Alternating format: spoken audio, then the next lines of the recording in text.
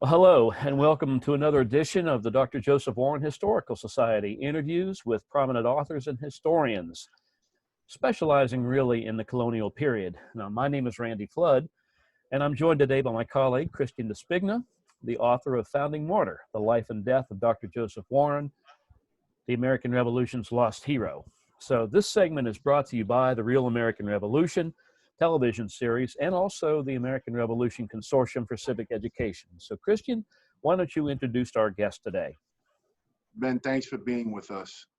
Benjamin L. Carp is the author of Defiance of the Patriots, the Boston Tea Party and the Making of America, that was published in 2010 and won the Triennial Society of the Cincinnati Cox Book Prize in 2013, and also the author of Rebels Rising, Cities and the American Revolution, that was published in 2007.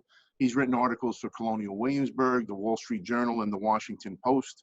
He received the Leverhulme Research Fellowship, the Charlotte W. Newcomb Doctoral Dissertation Fellowship, and the Andrew W. Mellon Fellowship in Humanistic Studies. Prior to joining Brooklyn College, he taught at the University of Edinburgh and Tufts University. Ben, welcome. Thank you. Ben, we're delighted to have you with us. So for our first question, now for the last few months, really, Christian and I have been exploring smallpox epidemics in around basically that ravaged Boston during the 1721 and 1764 epidemics. Mm-hmm. But now we're going to begin to extend our focus a little bit beyond that to focus on things that impacted Dr. Joseph Warren aside from the smallpox, other incidents in his life and everything. But specifically, I wanted to ask you that since the cities were obviously vectors of the disease and centers for mass protest, because primarily people lived in proximity to one another, how did the cities really function during the years of the revolution? Were they continuing to be centers of smallpox and the trigger for protests, or what generally happened in these cities? Sure. I mean, cities could be vectors for smallpox, but obviously smallpox afflicted people in less densely populated areas as well. I mean, two things about the cities that I think surprise people from the 18th century is that on the eve of the American Revolution, fewer than 5% of people lived in cities. And that's the old census definition of a city as being like 2,000 or more people. And the cities are really tiny. I mean, Philadelphia, which is the largest on the eve of the American Revolution, 40,000 people. Boston, 16,000 people. And it had been pretty flat in terms of its growth for much of the 18th century. And so people knew each other. There are college campuses these days that are bigger than that, right? And so these are relatively intimate places in a way, but they are also pretty tight, right? I mean, you could walk them, right? They're only about a mile, from end to end during this period. So on the one hand, yes, they are places where people can concentrate and protest much more easily than in rural areas. And there are also places where people can concentrate and catch things from one another, unfortunately, much more easily than in less densely populated areas. Mm-hmm. Thank you. I wanted to just bring this up about the Tea Party, because really there's several monumental events that really occurred in the decade prior to independence. And usually when you name them, people know it right away. Paul Revere's Midnight Ride, the Boston Massacre, Lexington and Concord. And these continue to resonate and have meaning today. But really, the Boston Tea Party continues to be relevant for really both sides of the political divide. And we can go back a few years and talk about the Tea Party political movement. And more recently, people were comparing the George Floyd Black Lives Matter protest to the Boston Tea Party. Can you talk a little bit about that and why this event is so relevant today still? Sure. I mean, I think, it's one of those incidents, right, where people, the original Tea Party, right, people defied the law by destroying what would today be about $1 million worth of private property in the name of what they thought of as a higher cause, right? And so how you feel about that, right, can vary quite a bit. All sorts of us, right, have laws that we don't like, right? But we also live, in a society of laws, and we generally want to live in places where people, obey the laws that we've all agreed upon in a democratic republic, right? So it's a very tricky thing, right? How different groups feel about the Tea Party and want to invoke it right, varies a whole lot across the history of the American Revolution. Looked at one way, right, the Boston Tea Party is super heroic because it helped, create the United States and all these other things. But looked at from another way, right, do we really want to live in a place where a bunch of people who are mad about a law that was going to actually reduce their taxes, can go off and infringe upon private property like that? And so, especially because property destruction occurred during, in small ways during the Black Lives Matter protests, which were largely peaceful, right? Peaceful demonstrations that we all respect under the First Amendment, et cetera, et cetera. The fact that there was some property damage, right, led to a backlash. That backlash in turn led some people to hop on Twitter and say, hey, right, destroying property in the name of civil rights is as old as 1773, right? But, sometimes that comparison is valid, and sometimes it's like, well, hold on, let's look at what the original event was like. And if that kind of thing drives people to look at the history a bit more closely and derive inspiration from it, then I think that's all to the good. Right.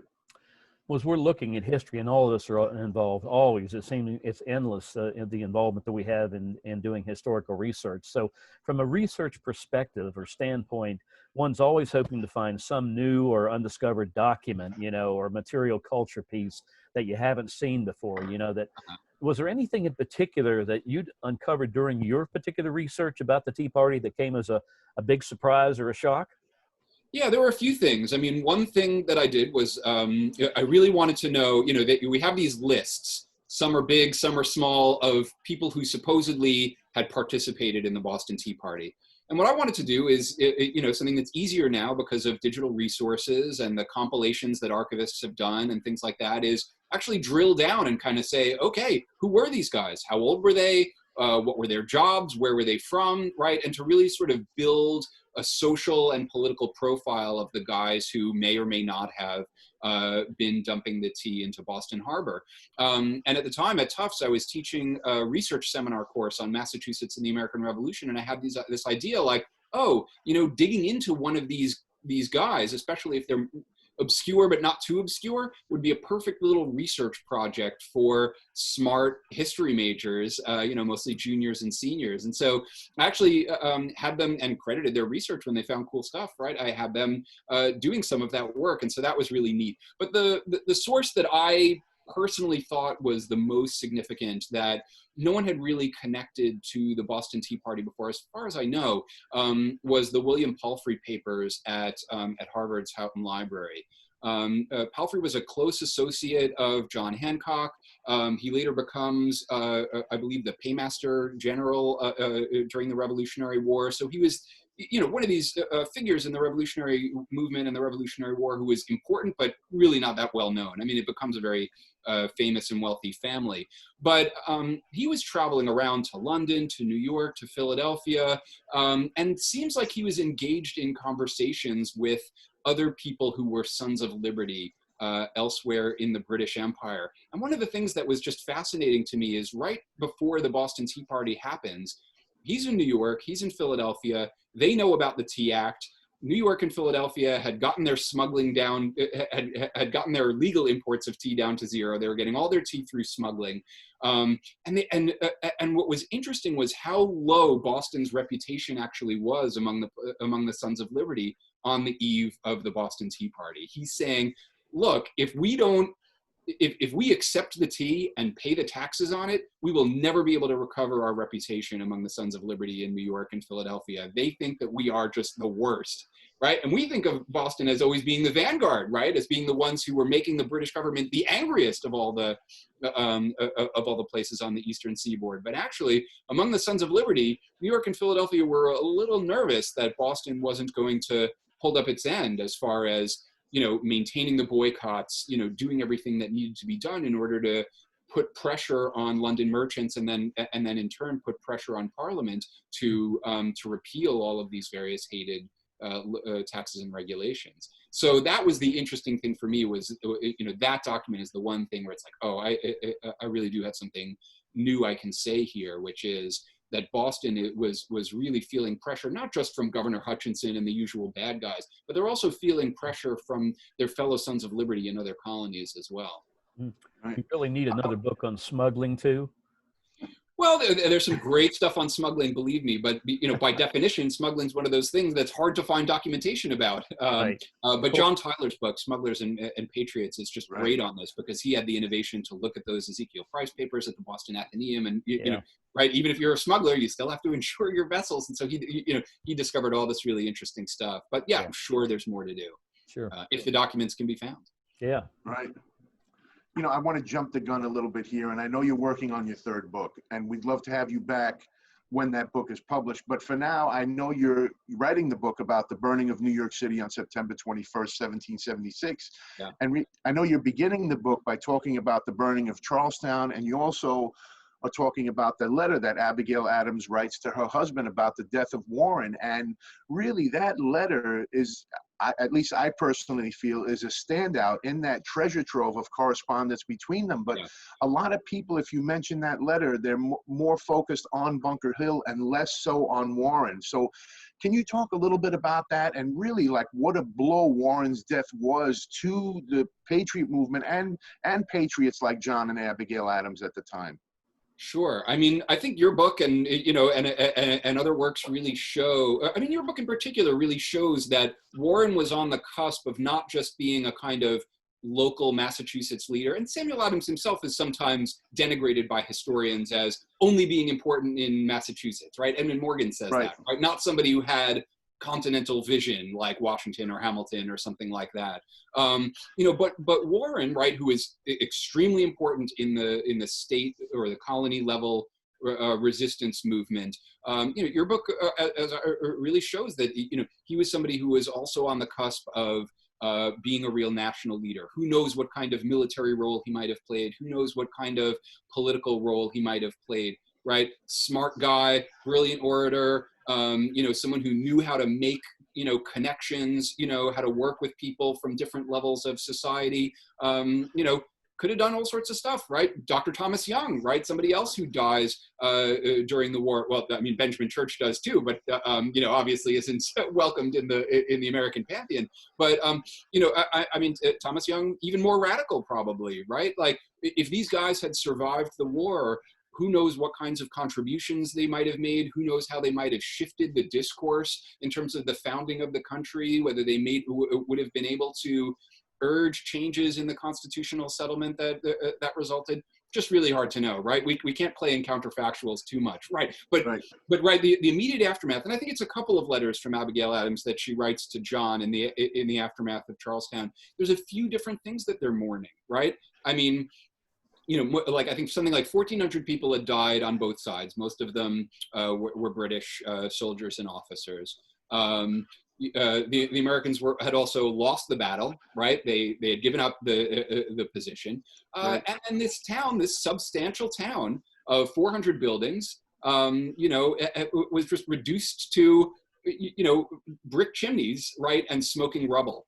And this was the first of many, many towns that were destroyed or partially destroyed during the American Revolution. And it is shocking, and it is a grievance that's mentioned in the Declaration of Independence. And that's a subject that has interested me for a long time. This particular book is going to be focusing on New York, which is a mysterious fire, but most of the fires were very unambiguous, right? Started by either the British or the Americans, or by bandits or Native Americans, or other groups that were operating on the continent and a little bit in the British Isles as well, and in the Caribbean.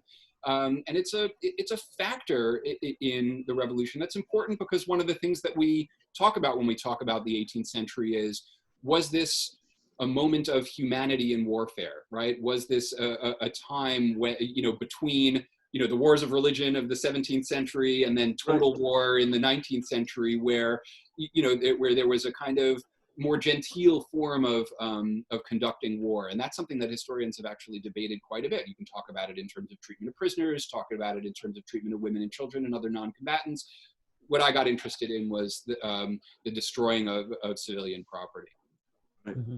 When do you think that book's going to be published? A You couple still years. have a long way to go? Or? I mean, I'm almost done with a full draft, but I want to do some heavy editing on it. I have to get some images. I want to commission some maps. I still have some stuff to do. And, you know, as with everything else, the pandemic has slowed down some things.